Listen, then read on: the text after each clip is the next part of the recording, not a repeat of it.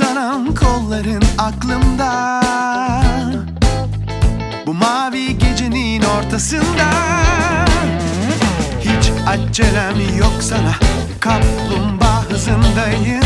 Neredeyse yeter ki biz orada kalalım.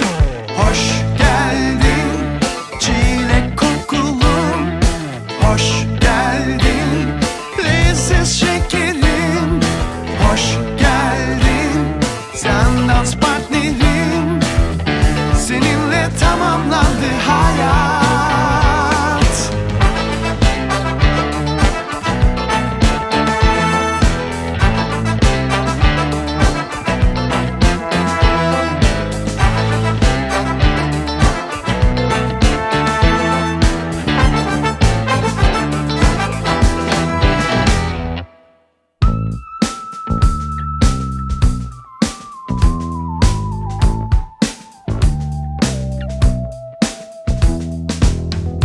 Dünyada bir yerdeyim, kendimi bir yıldız sandım. Yüzüm adeta gökyüzü,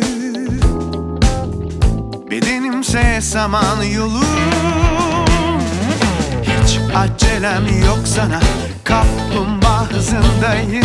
Neredeyse yeter ki biz orada kalalım.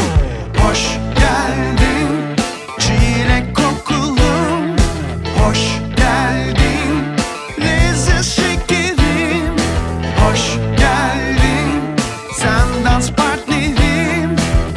Seninle tamamlandı hayat. Güzel bir gün söz verdiğin yerdeyim.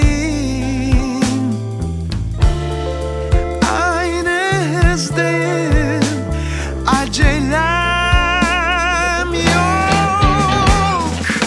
Hoş geldin çilek kokulum, hoş geldin leziz şekerim, hoş geldin sen dans partnerim. Seninle tamamlandı hayat.